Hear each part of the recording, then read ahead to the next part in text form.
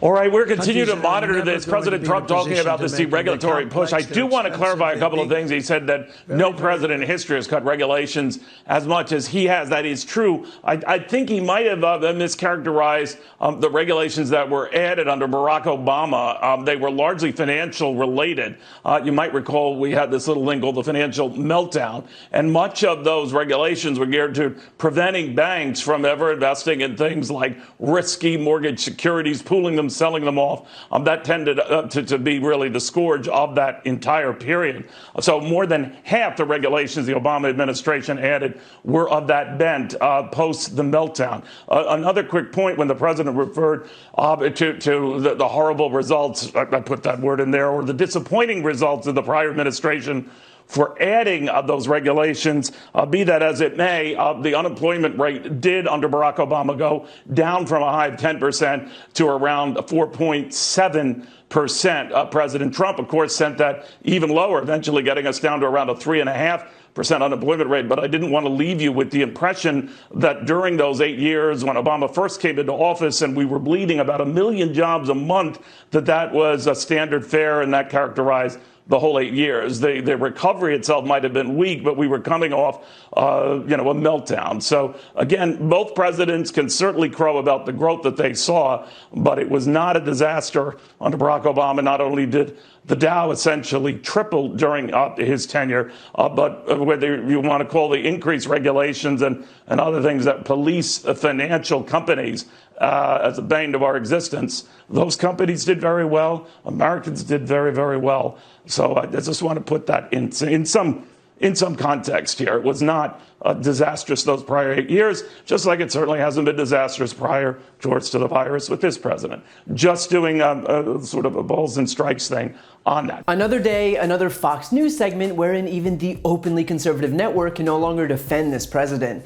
This is Neil Cavuto offering a full-throated rebuke of Trump's talking points during yet another White House event turned campaign-style rally. Here, Trump is using the occasion to pat himself on the back for eliminating regulations while attacking Obama for the number of regulations that had been added. Only, as Neil Cavuto mentioned, adding regulations isn't a bad thing, and Trump's blind insistence that it is only goes to show how out of touch he is with reality. Obama came into office in the midst of the worst economic recession since the Great Depression, and it was specifically because lax regulations in the financial sector allowed for those abuses to take place. I'm not sure who was watching their life savings go down the drain in 2009 and hoping for looser regulations on mortgage-backed securities. I don't know who was watching their house being foreclosed on and wondering why it couldn't just be easier for Wall Street. Bear in mind, these regulations are put in place to protect people, but this administration doesn't care about people, it cares about corporations and CEOs, and so of course their strategy on regulation is that it's unnecessary, because it only makes it harder for those at the top to consolidate wealth. Trump even decides, for some reason unbeknownst to me, to attack Obama on job creation and the unemployment rate. I'm not sure who's advising the guy here, but if he insists, then sure. When Obama took office, the unemployment rate was 10%, which he ultimately got down to 4.7% before leaving office in January of 2017, a 53% decrease. The unemployment rate now, under Donald Trump, is 11.1%, which is a 130% increase from when Obama was in office. As far as jobs are concerned, the White House will try and throw themselves a parade because the US added 4.8 million jobs last month, but that figure is meaningless unless you look at it in the larger context of the economy.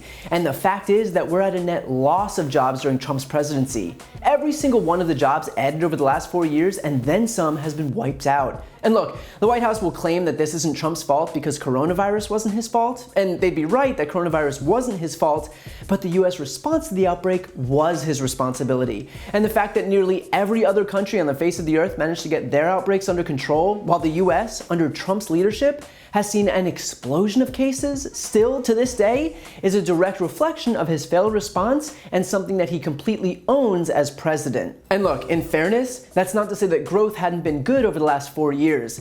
But part of being president isn't just dealing with the economy during boom times, it's also being able to navigate crises. That part counts. So Trump can't just say, well, look how well I did before a crisis. Navigating the crisis is part of the package. It's part of being president. You don't get to decide that that part doesn't count because you failed at responding to it. So Trump will continue to hold these campaign-style rallies where he attacks Joe Biden for whatever insane idea he's cooked up each day.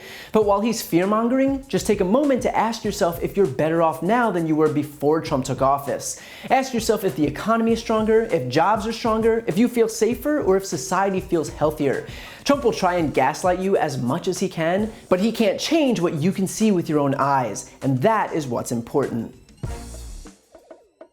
And don't forget to listen to my podcast, No Lie with Brian Tyler Cohen, where I'll take a deep dive into the biggest issues of the week and interview major players in the world of politics, like Adam Schiff, Nancy Pelosi, Beto O'Rourke, Eric Swalwell, Katie Porter, and many more. Again, that's No Lie with Brian Tyler Cohen, available anywhere you listen to podcasts.